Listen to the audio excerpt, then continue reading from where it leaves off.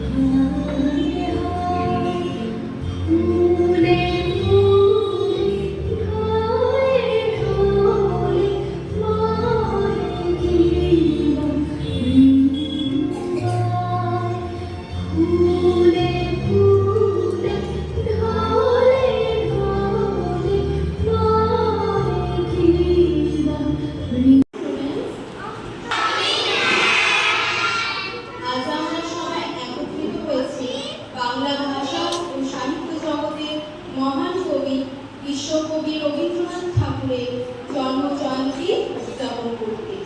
আজকের এই বিশেষ দিনে আমরা তার স্মরণ করি। রবীন্দ্রনাথ ঠাকুর এক মহান সৃষ্টিশীল প্রতিভা এবং বাংলা ভাষার গর্ব। রবীন্দ্রনাথের গান আমাদের হৃদয়ে অনুপ্রেরণা যোগায়।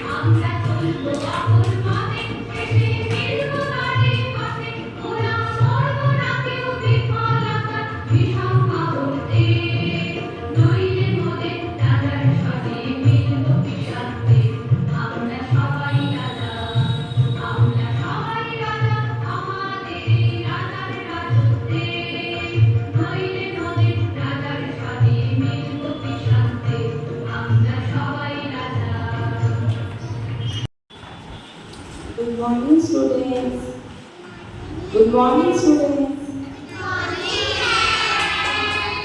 Good morning, my respected principal. Good morning, ma'am. My teachers and aunties of you.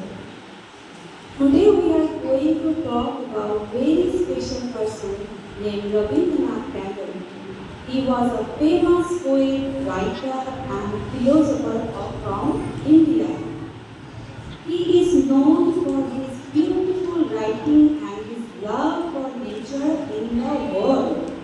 Rabindranath Tagore wrote really wonderful poems and stories that inspire us to appreciate the world around us.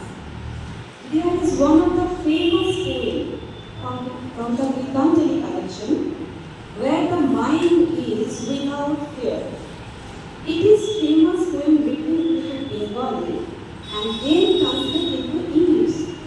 Let's read few lines of this poem. Where the mind is without fear and head is held high, where knowledge is free, where the world has not been broken up into fragments, where words come out from the depth of the truth, where fearless story stretches its hand toward perfect freedom. My Father, bless my country away. Thank you. Now I would like to call upon UKG boys and girls for their dance